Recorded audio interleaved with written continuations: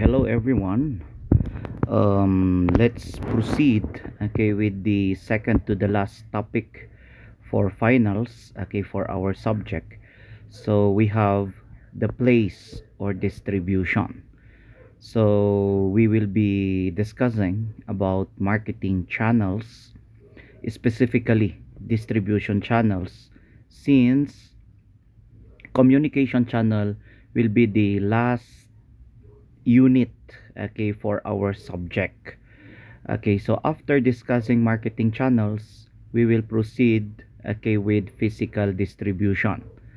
So the reference or source that I've used, for our topic, I took this from the book of Roberto Medina. So the book of Roberto Medina, was also based or anchored from the book of Philip Cutler, Marketing Management. So um, the concepts are still the same, and of course, we will discuss the different principles regarding place or distribution. So place or distribution is one of the component of your marketing mix, wherein it creates time and possession utility. So as the need arises, there are convenient place wherein you may purchase. So when a customer recognized a need, then definitely there are different distribution networks, centers, establishments, platforms wherein they may avail such products and services offered by the company. So shopping takes place either a marketplace or a market space. So going back to our discussions before, when we talk about a marketplace, this refers to your physical entity, while market space, this refers to your virtual entity, like shopping online. So moving on with the chapter or with the unit, we have marketing channels. The different chapter objectives is that you need to define and discuss the following at the end of the topic: the nature and functions of marketing channels, types of marketing channels, selecting a marketing channel, the channel selection process, evaluating the prospective channel member if you are the supplier and you want to establish a good relationship with your distributors. So there are set of criteria or criterion that you need to consider prior to engaging business with them. And then factors that influence channel selection, and then last would be your distribution strategies. So when we talk about marketing channels, based on the slide, um may I read? A set of interdependent organizations and individuals that facilitate the movement and transfer of ownership of commodities from the producers to the ultimate users. So as provided in the slide, this refers more on your distribution channel. So a distributor can be in a form of a wholesaler, a retailer, a store-based or a non-store based channel. And aside from it, they are using also communication channels wherein it facilitates transactions through the communication or delivery of your message to its targeted segment or market. So we will discuss the nitty-gritty part of this as we move on with the next unit, the last unit, for the subject. So we will be discussing later on about advertising, sales promotions, personal selling, public relations, as well as direct marketing. And then another type of marketing channel is your service channels. So they carry out transactions okay, between parties. Let us say a supplier or manufacturer and a distributor. So they can be in a form of an agent, a broker, a transportation service providers, etc. So later on, we will be discussing about transportation, wherein it can be associated with land, okay, water, air transportation, or even pipeline. Okay. So moving on, we have the different functions of the marketing channels. So it routinizes decisions and work. So there are different roles and responsibilities of each entity when we talk about your supply chain or your distribution network.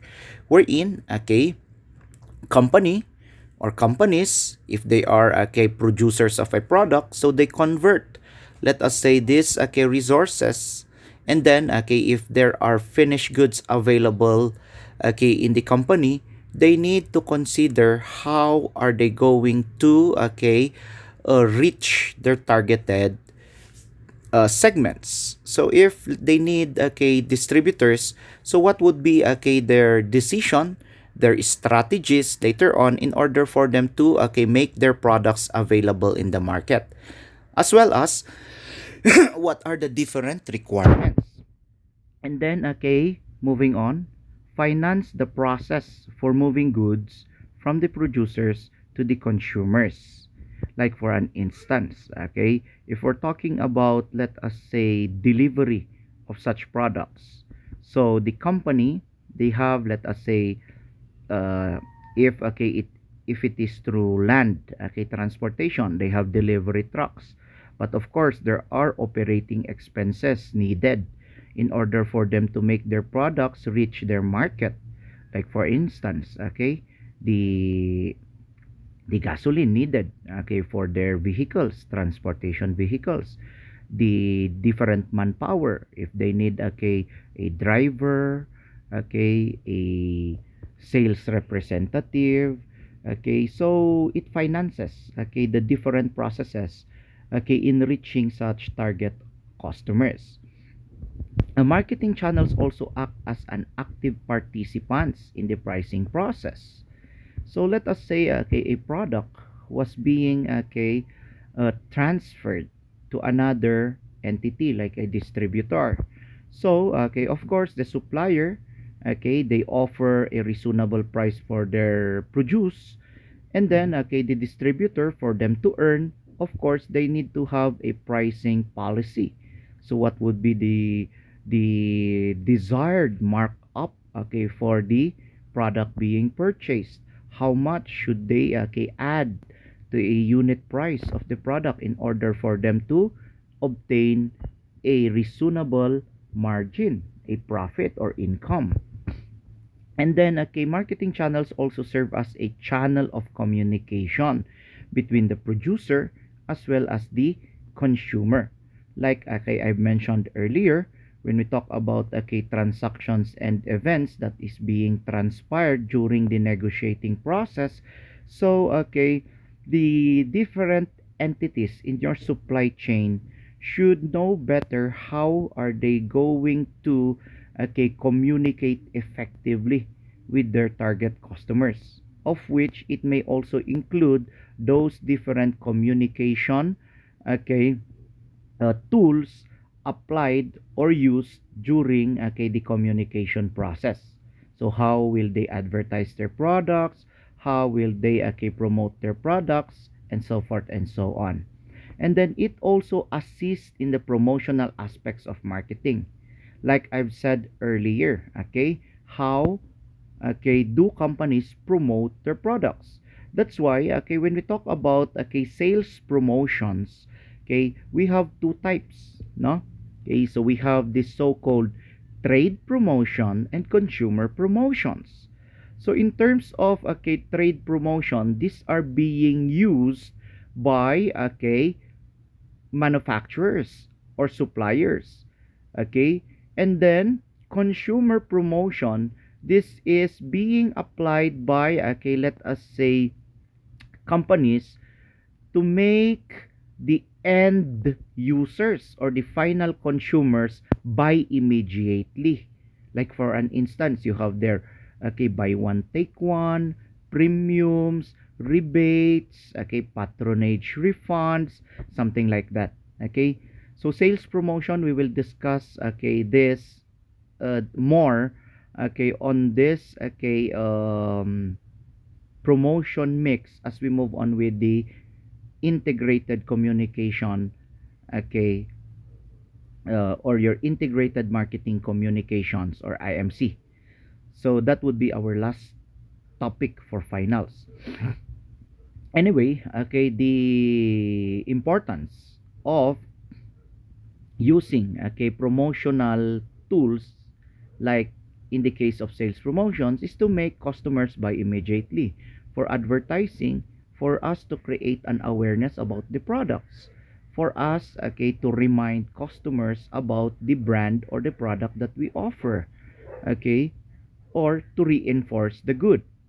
And then last, okay, function uh, of a marketing channel is to minimize the number of transactions in the system.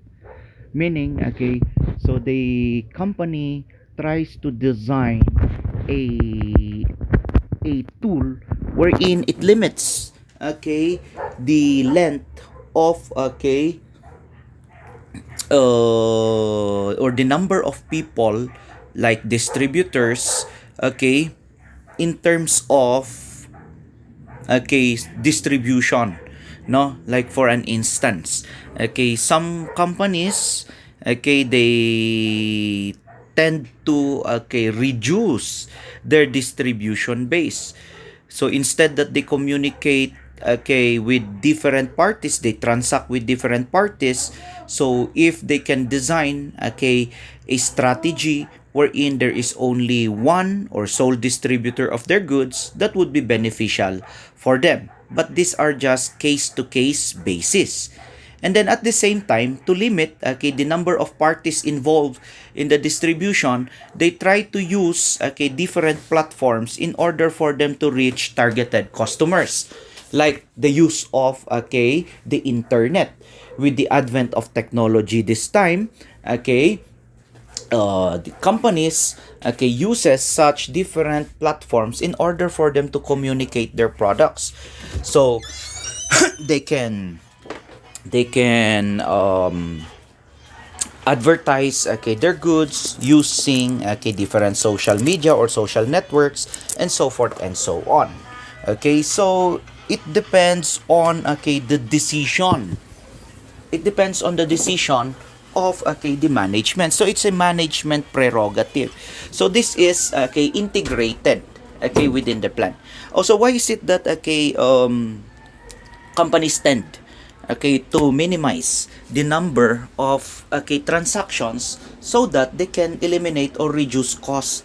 Because, okay, engaging yourself in, okay, a distribution or a distributor, okay, it's expensive, it's costly. That's why, okay, to maximize the profit of the organization, they tend to reduce their costs on an effective way. Okay, so moving on, okay, we have the role of distribution in improving efficiency. So when we talk about, okay, efficiency, it's more on, okay, eliminating waste, like waste of time, waste of materials, waste of money, okay, so the waste of resources. That's why, okay, if okay, you are looking on, okay, the screen, so we have, let us say, manufacturer A, manufacturer B, manufacturer C, okay, they tend to, okay, distribute this to different users. Now, okay, this is, or this refers to, okay, a distribution wherein it involves, okay, 9 contact, rather than, okay, a manufacturer, okay, choosing a distributor wherein this distributor will sell the products to different users. So if without distributors, there would be 9 transactions, if that would be the case. But if, okay, we're talking about, okay, using a distributor to sell your product, then you only have 6 contact. That it means that the manufacturer will offer the product to a distributor, and then the distributor's responsibility to offer those goods to the final consumers or users. Okay, so it will also minimize the workload of that manufacturer or producer. So, types of marketing channels, we have consumer channels as well as industrial channels. So, consumer channels, this is a type of a distributor or a distribution channel wherein, they directly, offer the products to end users. While industrial channels, these are the distributors wherein they purchase, products from a producer, and then they transfer it to another entity wherein this business will offer it to the end users. Okay, so for consumer channels, these are used in the distribution of consumer goods. Like for an instance, if we're talking about consumer products, you may use different kinds of strategy. So it could be a direct or distribution strategy, a direct or indirect distribution strategy. So looking on channel A, to explicate further about the communication and industrial channels. So when you say consumer channels, it talks about the nature of the product being offered to the market. Like for an instance, this distributors sells products intended for end users, ultimate users, or final consumers, for personal consumption. While for industrial channels, the targeted segment would be your industrial users, or business users. So going back to the slide, we have a direct distribution approach wherein a producer sells the product and then offer it directly to the consumer without any intermediary. I'll give you an example. Let us say Julie's Bake Shop. So Julie's Bake Shop, they make breads, pastries, cakes, something like that. And then they have their own store wherein customers will just buy these products from their establishment without having or engaging with different agents or other establishments to sell the product. Now moving on with indirect distribution approach, no?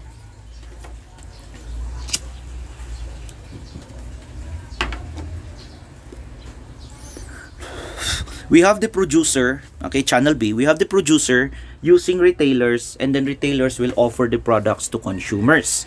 This is the scheme or distribution strategy of Gardenia or Valley Bread.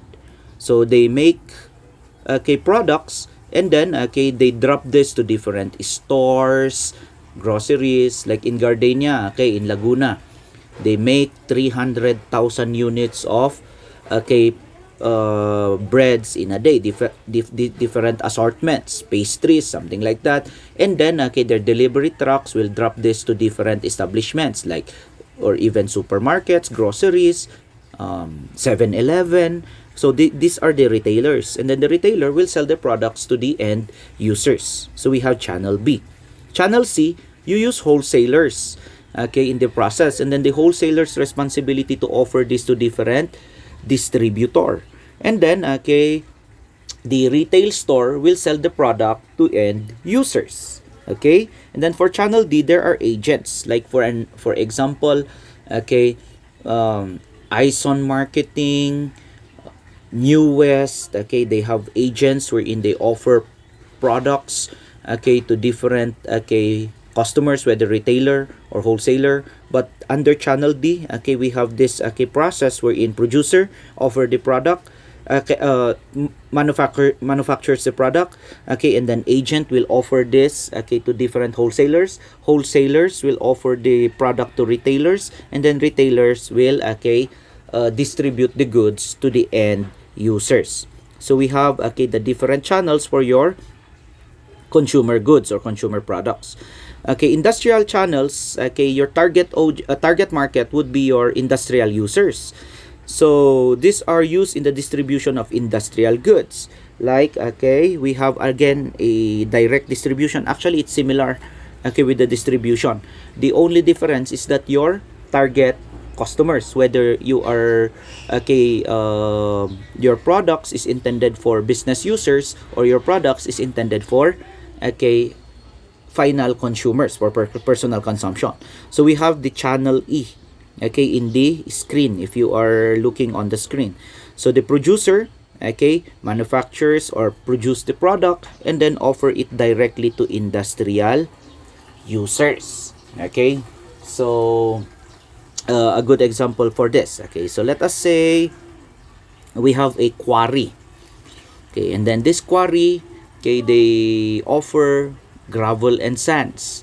Now, okay, they have customers wherein, okay, they purchase the products, okay, on the site itself because it is intended for manufacturing or building, okay, structures like houses. That's why there are contractors wherein they directly purchase, okay, these materials to, okay, to the site itself because they can economize without buying it from different hardwares, something like that. Okay, so another setting, so let us say the seller of gravel and sand will, okay, offer this to, let us say, hardware, and then, okay, the hardware will sell the product to industrial users like these contractors. Okay, so example for this we have APCO, okay, even, okay, the sellers or yeah, the producers of cement, okay, they manufacture the cement, they package it, and then, okay, they offer it to different hardware, and then the hardware will sell it to, okay, industrial users, okay, for construction, if you are familiar with construction business. And then, okay, another channel, the use of an agent, okay, like for example, okay, the seller of a heavy equipment like backhoe, dump truck, okay, so an agent of the okay, manufacturer will offer it to different, okay, developers, and then, okay, the developers will purchase this through the agent. Okay, so another form of, okay, distribution. So in distribution, as I've mentioned earlier, there are two types: direct and indirect distribution. So if it is direct distribution, okay, there are no intermediaries involved. Okay, and then if it is indirect with intermediaries, there are also levels of distribution. So when we talk about the zero level distribution approach, there are no middlemen, intermediary, or distributors. But if we're talking about first and second level with middlemen, so first level, there is only one distributor of, okay, the products. Second level, two or more distributors. Okay, so those are the levels of distribution. So when we talk about channel selection process, you're going to choose what would be the distributor that you're going to select, engage with, have a contract so that they will offer your products in the market. So we have the different requirements. So first and foremost, you should know who are your target customers. So identify first, okay, who are your target market. We've learned this, okay, during our previous topic. It is being conducted through research. And then, okay, what is the buying behavior of, okay, consumers? We are also done discussing this during our previous topics. Okay, determination of the location of that potential customer. It's very important. Okay, as well as, okay, listing down the different distributors that will offer your products. And then you're going to evaluate them basing it on the different criteria or criterion, okay, in evaluating prospective channels. So this would be the next topic that we will discuss. Okay, so after evaluation, that's the time that you're going to select the channel member. Okay, so prior to selecting, okay, that distributor, this would be the different, okay, requirements or checklists that you should know in order for them, in order for you, okay, to determine the different prospective, okay, distributor that will, okay, offer your products. And then once that you've evaluated them based on this criteria, okay, you may choose the most, okay, attractive distributor to sell your products. Okay, so number one, you need to consider credit and financial condition of that distributor. So why is it that you need to know, okay, the credit and financial condition of the distributor? Because, okay, not all the time that, okay, you offer your products to a distributor and then they will pay it in cash. Okay, it's more attractive for distributors if they may get the product and then, okay, they may pay it in a designated time frame agreed upon by, okay, the distributor and you as the supplier of the product. Okay, that's why, okay, in accounting you have learned about trade discount, something like that, like 1:30, 2:15, 3:10, wherein you will be getting discounts if you're going to pay within this duration or time frame. Okay, financial condition, to know better if that distributor is financially stable. You know, guys, okay, when we talk about distribution, it's one of the challenging tasks of a supplier, okay, to determine, okay, their distributors, because, okay, it is for long term business, no, not it's very hard for you to look for a distributor considering that, okay, you're going to be spending, no, okay, resources on them. You need to take good care of them so that they will patronize your products. And then if you're going to look for other distributors again, then of course it would become a problem, another cost or investment for you. Like for an instance, okay, there are times that you are providing free products to the distributor, okay, so that they will be enticed, okay, to sell your products. So your purpose, why is it that it's very challenging? Once that you're going to engage partnership with a distributor, okay, you are looking forward for a long-term transaction or relationship. So moving on, we have sales strength. Sales strength refers to, okay, the ability, okay, of that distributor to offer the product in the market, to sell the product in the market. Okay, so that would serve as a sales strength. Okay, what are examples of a sales strength? Okay, they have resources like money, okay, so that they can support, okay, their communication activities. So if they have your products, then they are selling it in the market, they can also promote, okay, your products at their expense. Diba? Kasi they have resources, they have money, or they have ample delivery trucks.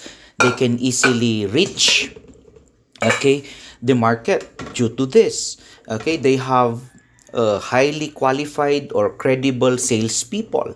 Okay, so they have, okay, sales force in their company wherein, okay, they can easily sell, okay, your products. Those are sales strengths.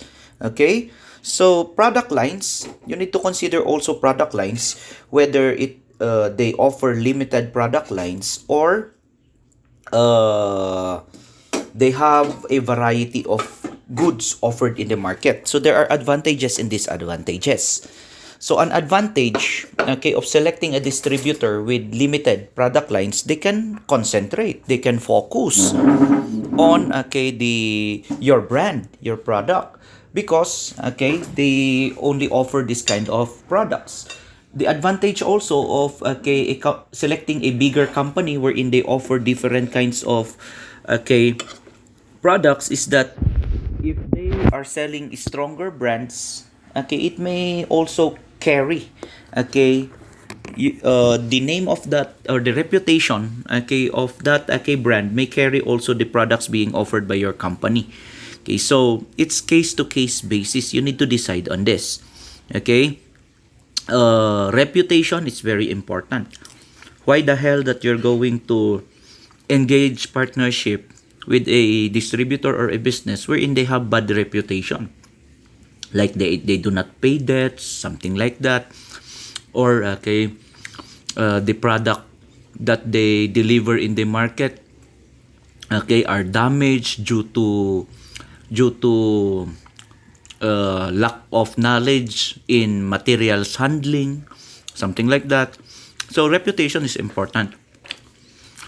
And when we talk about a company that possess a goodwill or positive reputation, a lot of customers are buying their products.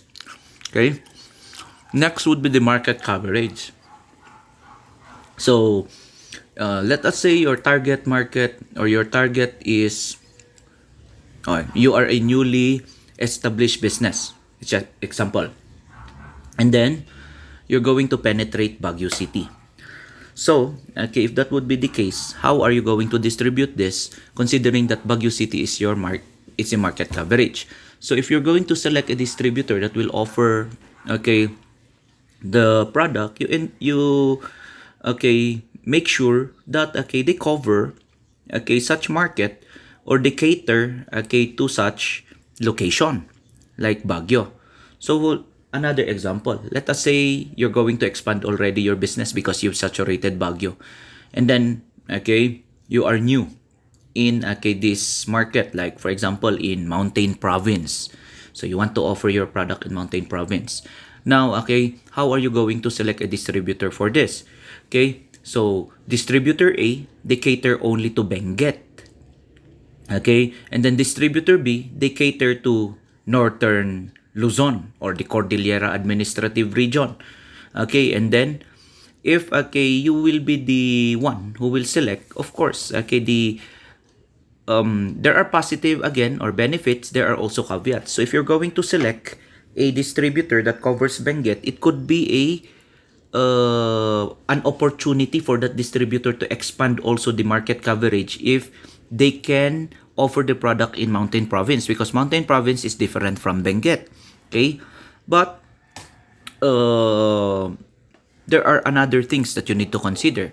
But if you're going to select distributor B, wherein they already offer products in these locations, so that would be better considering that they already have the market. So you will just offer that product to the distributor, and the distributor will sell those goods in Mountain Province, considering that that is your target location or the target market that you're going to offer your products. So market coverage is also important. The next would be sales performance.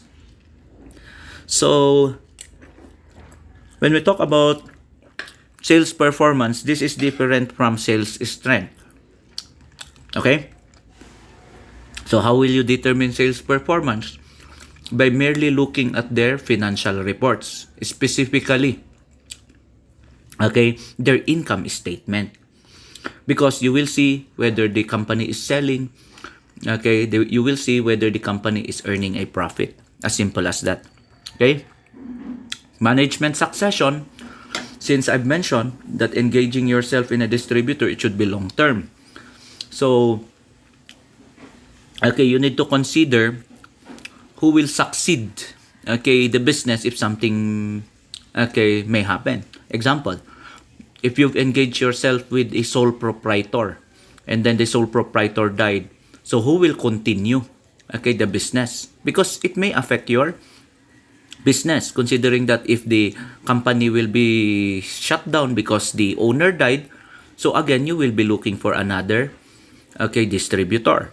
That's why some companies, they prefer corporations, because the life of a corporation is 50 years. So if you've engaged yourself in a corporation or a company, okay, wherein it's a big company, and even if some of the owners will die, still and yet the company is